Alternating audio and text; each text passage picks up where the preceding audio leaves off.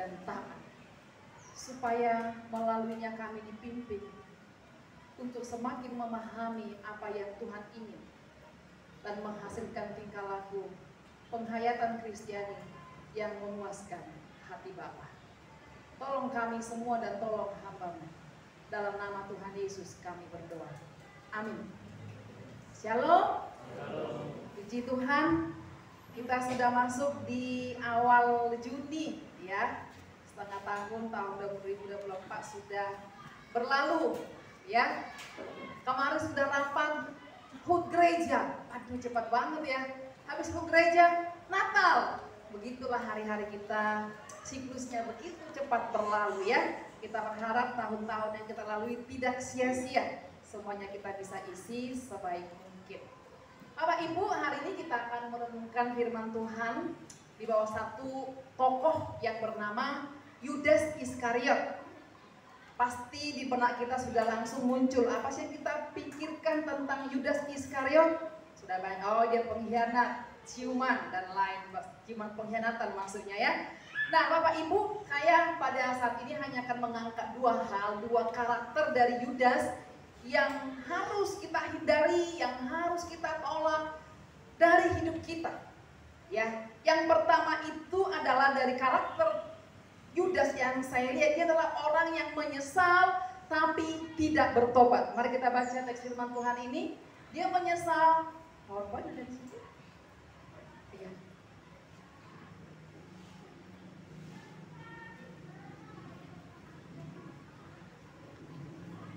Ada? Nanti sampai untuk kasih tahu kali tadi ya.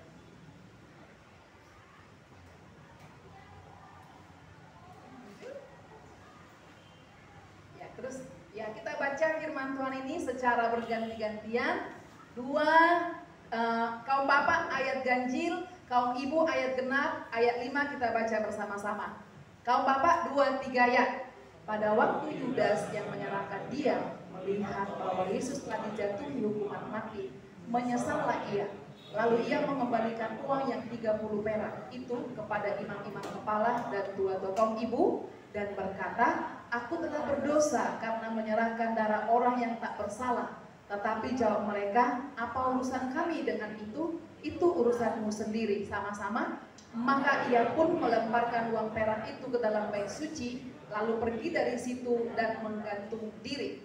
Nah, karakter yang pertama dari Yudas adalah dia ada di situ kata menyesal. Tapi kata menyesal di sini tidak dalam artian bahwa dia bertobat. Ya. Dalam beberapa waktu ini banyak kejadian-kejadian atau pelanggaran-pelanggaran moral yang di luar nalar kita Bapak Ibu ya. Dari Tapanuli Utara, suku saya sendiri yang dia ada hijrah ke Jambi, ke pedalaman gitu ya. Di situ viral tuh kemarin kan, bagaimana seorang bapak melecehkan 3 putrinya, putri kandung. Satu usia 15 tahun, 12 tahun, 9 tahun. Bapak kandung, saudara, menggauli 3 putrinya. Lalu ketika berita ini heboh, ini dari Januari nih perbuatan bapaknya, lalu baru terkuak bulan Mei oleh mamanya, muncul viral nih, viral. Ketika viral maka ada satu PBB, Persatuan Batak Bersatu itu namanya ya. Jadi kalau misalnya orang Batak itu dia apain, PBB itu muncul tuh membela tuh, ya PBB yang baju-baju merah tuh. Ataulah dari sisi adat lah istilahnya, pengurus PBB datang memberikan dia satu sanksi, dia dicopot dari anggota PBB, kemudian memberikan satu kayak hukuman lah begitu ya. Waktu dia dipanggil di depan PBB ini, ada yang rekam. Waktu direkam itu terlihat bahwa mimik dari bapak ini tidak rasa bersalah, dia masih bisa merokok. Lalu semua netizen itu ramai-ramai menghujat dia, geram sekali. Ini bapak luar biasa, binatang, hewan, dan segitu cacian semua muncul. Gitu ya. Lalu kemudian banyak juga komentar, di dalam komentar itu dia ngomong, wah ini tanda-tanda akhir zaman sudah semakin dekat. Karena benarlah kata Tuhan Yesus, salah satu tanda bahwa dia akan datang, kejahatan merajalela.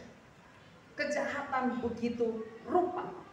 Nah, Bapak Ibu yang dikasihi Tuhan, kalau kita bawa kasus Yudas, ke konteks medsos yang sedang apa-apa itu viral hari-hari ini, dikatakan kan di sini si Yudas ini dalam teks yang kita baca, setelah dia menjual Yesus 30 keping perak, kemudian ada rasa penyesalan. Lalu penyesalannya ini menuntun dia datang ke bait suci menemui para tua-tua dan imam-imam. Dia ngomong, aku menyesal menyerahkan atau menggadaikan, menjual orang yang tidak bersalah kepadamu. Saya kembalikan uangnya. Tapi kata imam-imam, wah itu urusanmu kawan. Perkaraku dengan perkaramu sudah selesai. Lalu hanya Yudas melempar uang itu ke bait suci. Nanti uang itu akan dipakai imam-imam untuk membeli tanah. Nanti kita renungkan seterusnya. Nah, kata menyesal di situ Bapak Ibu bukan dalam artian pertobatan.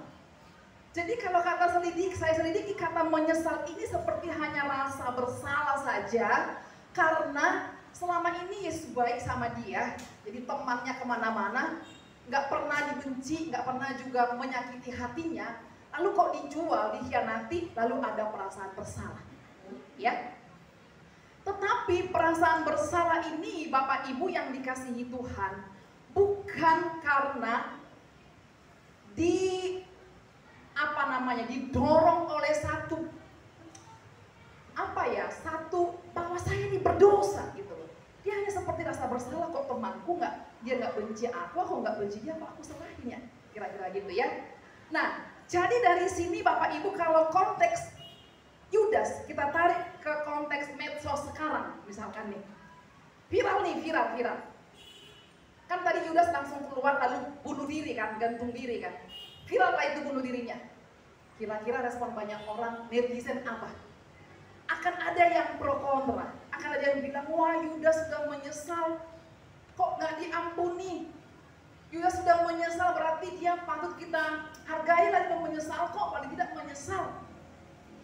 Walaupun dia gantung diri, seperti Pacat kemarin kan banyak orang yang berempati, bersimpati, memuja, padahal gantung diri. Begitu kan? Satu sisi pasti akan orang menghujat juga. Kok temannya dijual, kok temannya diserahin, kira-kira begitu. Nah, dari sini Bapak Ibu yang dikasihi Tuhan, perlu kita tahu bahwa penyesalan Yudas bukan diartikan sebagai pertobatan sejati. Kenapa? Karena pertobatan sejati pasti membawa persoalannya, membawa rasa bersalahnya kepada Tuhan.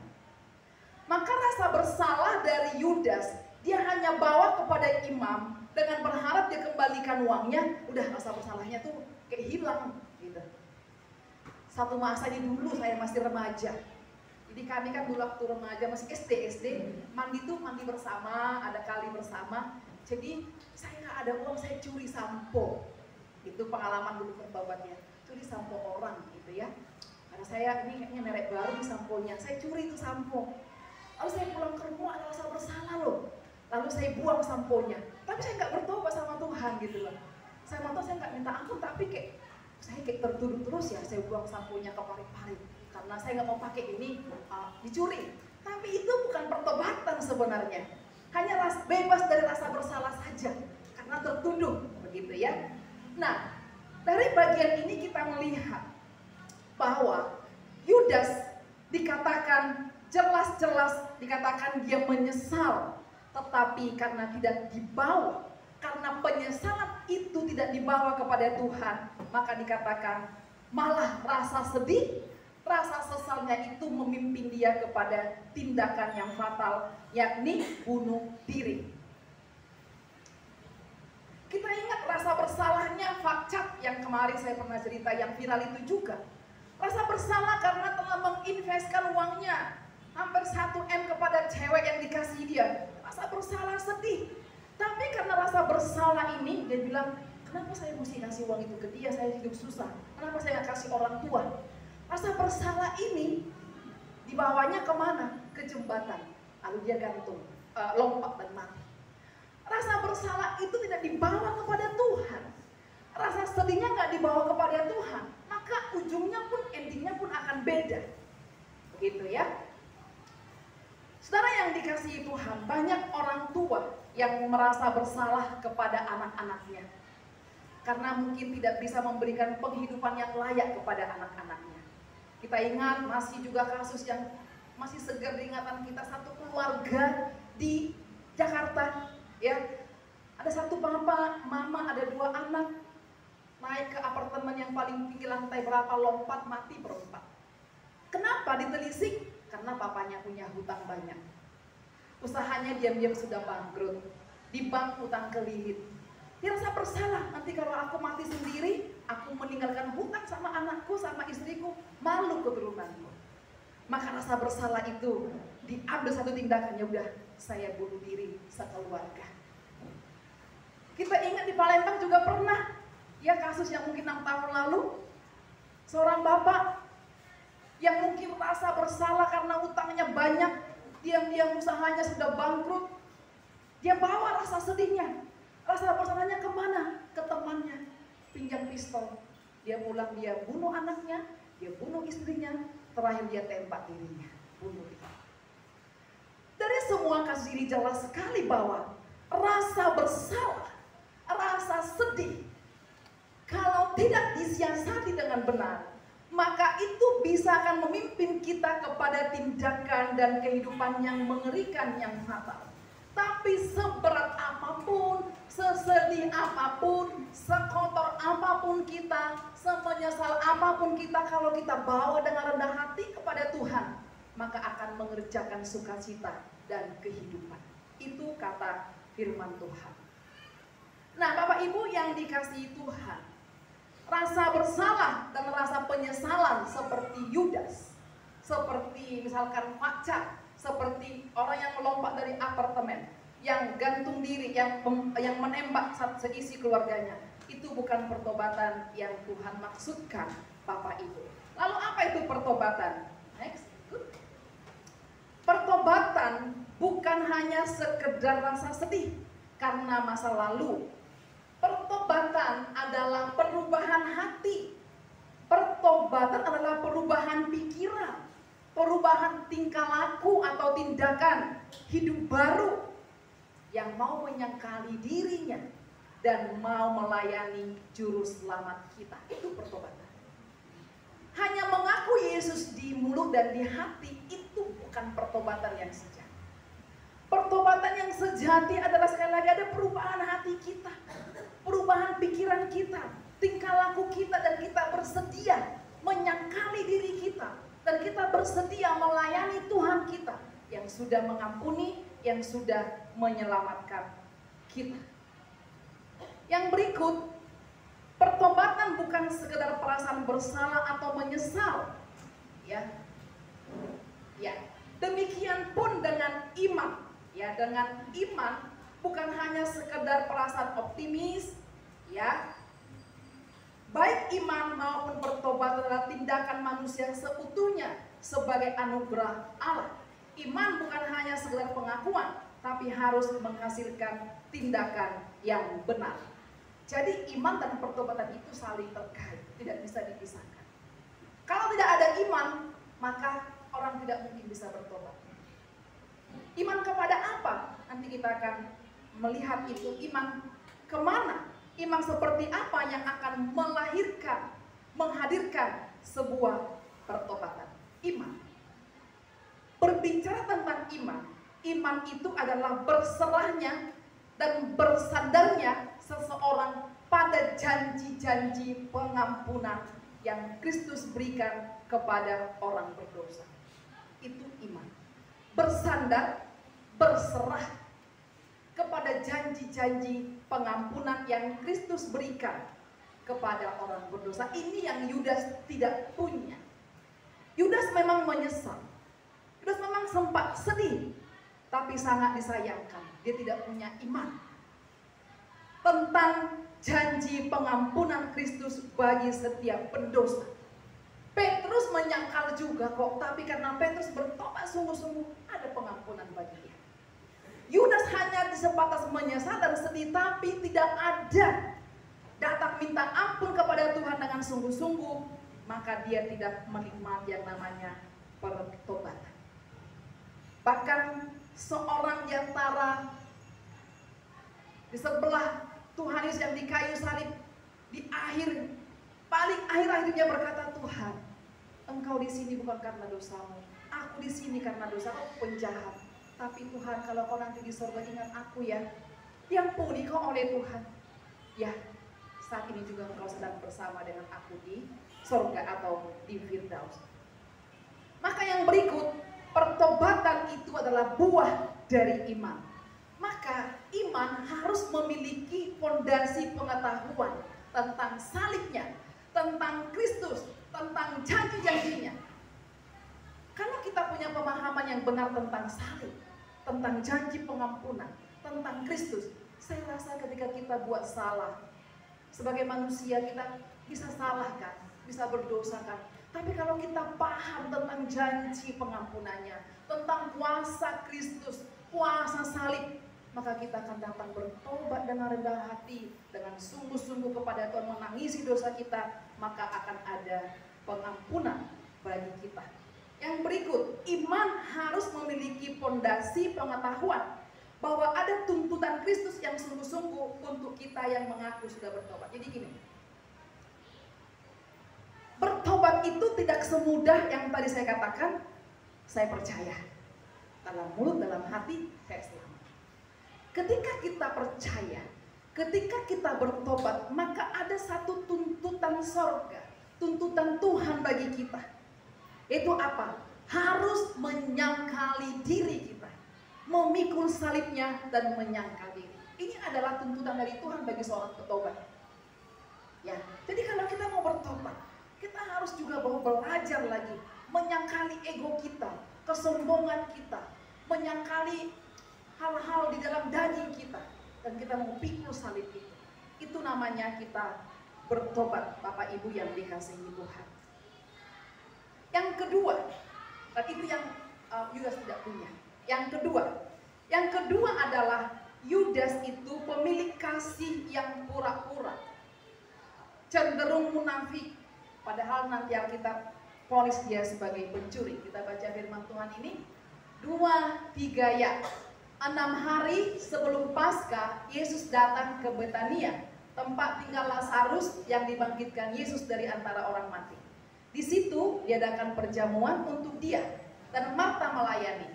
Sedang salah seorang yang turut makan dengan saudara Lazarus. Selanjutnya, maka Maria mengambil setengah kati minyak narwastu murni yang mahal harganya, lalu meminyaki kaki Yesus dan menyakanya dengan rambutnya.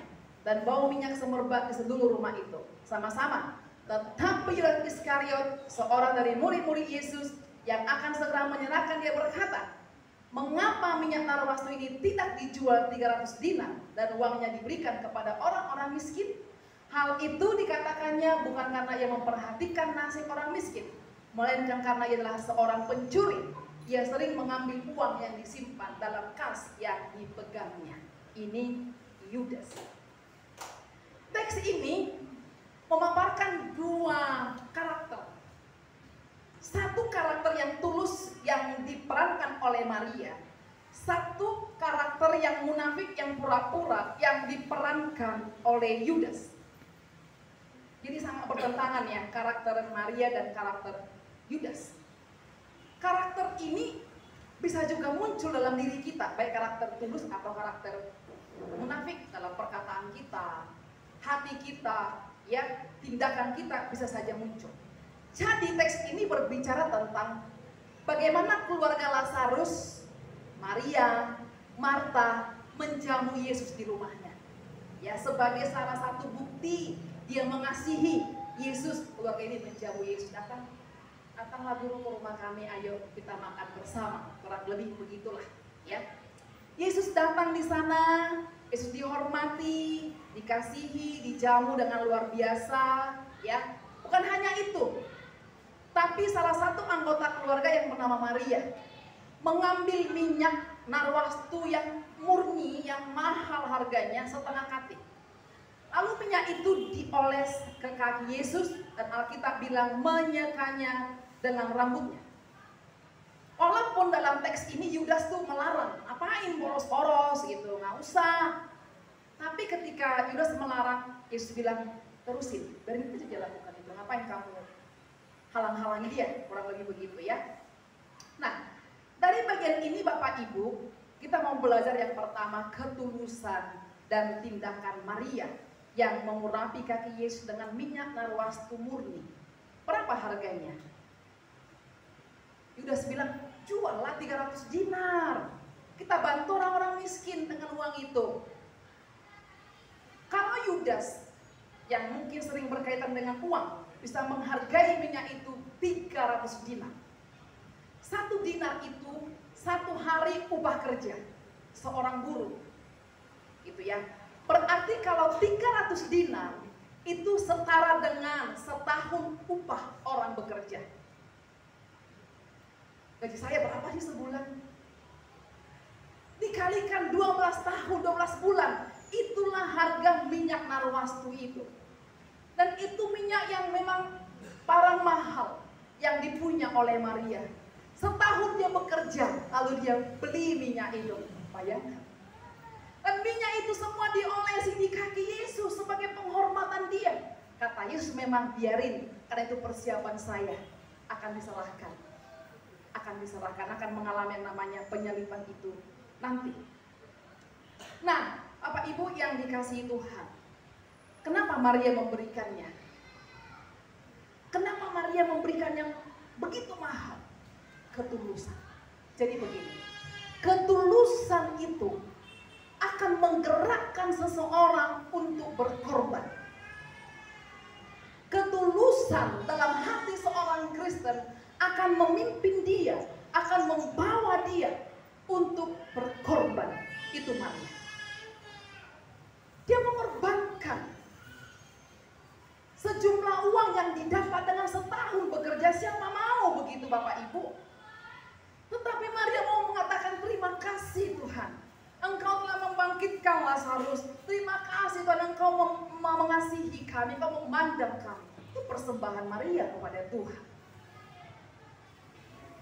Sekali lagi, ketulusan akan mengerjakan pengorbanan. Maka saya yakin setiap orang yang berkorban untuk pekerjaan Tuhan, di hatinya ada ketulusan. Saya percaya. Tidak ada orang yang berkorban kalau di hatinya nggak ada ketulusan. Saya percaya ketulusan di hati seorang akan membawa dia untuk berkorban. Maka Bapak Ibu Saudara, saya bersyukur ada yang berkorban memberi waktunya latihan dulu di musik. Padahal dia sibuk bekerja, kayak Sandi ini sibuk kan. Pak Era ini sibuk juga. Latihan lampu, latihan MC, ya, latihan singer sibuk loh. Latihan menghitung uang bendahara kita misalkan sibuk padahal. Ya. Ketua pembangunan kita bukan main juga sibuknya. Tapi masih datang tiap hari dari lapangan ini, datang tiap hari. Bapak Ibu semuanya begitu tulus, kami sangat bangga. Sehingga semuanya mau berkorban untuk pekerjaan Tuhan di tempat ini. Mau mendoakan pekerjaan di tempat ini. Mau mensupport pekerjaan di tempat ini. Kami sangat bangga. Tuhan terlebih-lebih bangga. Ketulusan itu ada di hati kita semua. Dan saya rindu ketulusan itu terus kita pupuk, terus kita kembangkan. Karena ketulusan pasti akan terlihat di pengorbanannya untuk Tuhan. Tidak mungkin tidak akan terlihat. Itu Maria. Dan kalau kita tulus tuh rasanya apa ya, nggak terasa. Saya bilang ini kecil sih, kesaksian kecil. Jadi hari Jumat lalu saya sudah, Pak Stephen sudah bilang Minggu nanti ada tukang sampah, mau bersihkan. Tapi saya pikir-pikir kalau hari Minggu datang, ini masih kan ini udah direnov dong sekolah Minggu, jadi parang numpuk di sini semua berdebu. Di sini penuh, di sana penuh, di atas penuh. Saya berpikir-pikir gimana caranya supaya Minggu jemaat datang itu sudah kondusif, udah rapi, udah nggak berantakan gitu. Lalu Jumat saya berinisiatif jam Kamis, udah ke kantor, besok pagi kita kerja di atas bersih-bersih di ruangan gereja. Udah selesai, kita bersihkan apa yang tadi dibersihin. Saya telepon Yen datang besok pagi ya, kita mau kerja. Dari jam 7 kerja di atas, bersih-bersih, terapiin barang, nyapu, ngepel bolak-balikan, debu kan tebal ya. Disapu berapa kali baru dipel berapa kali baru bisa ada korek-korek apa tuh bekas cat segala macam. Bapak Ibu tidak terasa, jam 7 kami tak bekerja, jam 11 baru selesai. Tidak terasa, saya begitu sukacita mengerjakan. Saya bilang jam 11 nih, jam 12 yang itu kebetulan saya dipercaya khotbah di kantor PLN.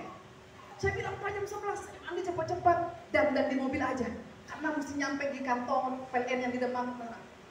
Ambil makeup cepat-cepat ke tas ke mobil, ayo sudah mandi, makeup di jalan. Jam 12 khotbah.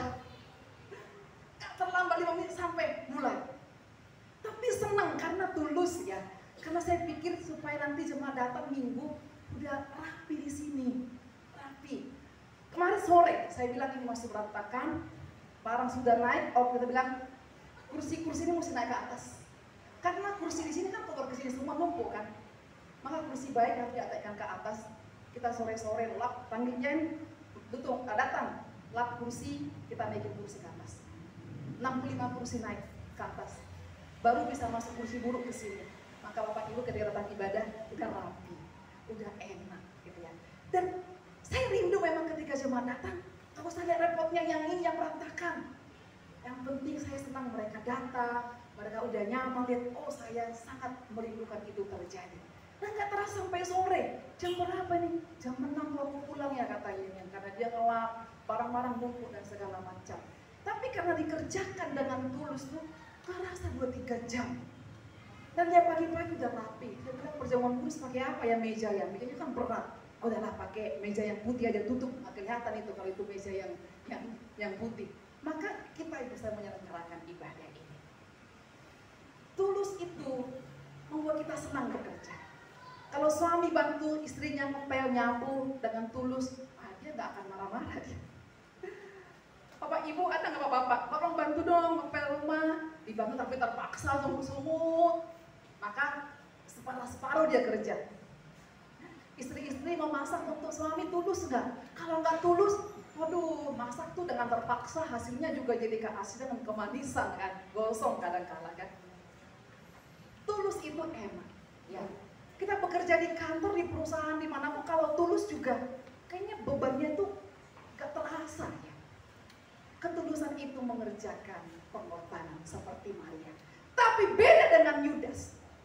Dia ternyata bekerja dalam tim Tuhan menjadi bendahara dalam pelayanan Yesus. Ternyata dia tidak pernah tulus, Bapak Ibu. Maka ketika Maria memberikan persembahan yang begitu besar untuk Yesus, dia katakan, kenapa nggak kita jual? Kita pakai untuk orang miskin. Orang miskin diperalat. Nama orang miskin diperalat. Diakonia diperalat. Sebenarnya dia mau uang itu masuk ke kas bendahara. Dan dia bisa putar mungkin. Dia bisa pakai mungkin. Dan dia bisa curi, kata firman Tuhan. Ternyata omongan-omongan manisnya tentang pelayanan, melayani, itu hanya di mulut saja. Kenapa kita nggak jual? Malah kita layani orang miskin. Hanya di lip service, tapi no action. Itu Yudas. Tapi saya bersyukur, jemaat kita bukan hanya lip service. Saya bersyukur jemaat kita ngomong mau melayani, ngomong mau bertumbuh, tapi semuanya ada aksi, ada tindakan yang luar biasa. Saudara yang dikasihi Tuhan, kita belajar dari dua karakter ini. Kiranya Tuhan menolong kita. Maka Paulus pernah berkata kepada jemaat Roma, hendaklah kasihmu jangan berpura-pura. Kata kasih di situ memakai kata Philadelphia atau philo. Itu kata Philadelphia itu adalah kasih yang biasa digunakan seorang ibu kepada anak. Kasih ibu itu kepada anak itu keluar begitu saja, spontanitas. Ya kan? Ketika ibu membersihkan popok anaknya, mana terpaksa itu? Nalurinya. Ketika ibu memasak bangun pagi untuk anak menyiapkan sarapan, itu bukan terpaksa, nalurinya. Tulus. Bahkan acap kali orang tua itu sekalipun berpikir mungkin anaknya nggak bisa balas satu saat, tapi dia akan terus mengasihi. Nah kata ini yang dipakai Paulus kepada jemaat Roma, hendaknya kasih itu jangan pura-pura. Kasih ibu sepanjang masa. Kepada beta, ya kan? Kasih ibu kepada beta. Apa? Tak terhingga sepanjang masa, hanya memberi, tak harap kembali, bagai sang surya menyinari dunia. Ketika surya bersinar, dia tidak berharap cahayanya kembali kepada dia. Tuhan mau kita juga begitu. Kita bersinar, melayani. Kadang kita nggak dapat ujian, kadang kita nggak dapat respek, kadang pekerjaan kita mungkin dikritik, kadang ini itu, tapi belajar. Hendaklah kasih itu tidak pura-pura. Kasih ibu kepada anak, gambaran itu yang Tuhan ingin kita pakai. Maka dengan memakai kasih yang tidak pura-pura, jauhilah yang jahat, kata Paulus. Akan menjauhi yang jahat. Dan ini yang Yudas tidak sanggup. Dia tidak bisa menjauhi yang jahat karena memang selama ini kasihnya tidak tulus. Maka godaan keuangan, dia terjebak di sana.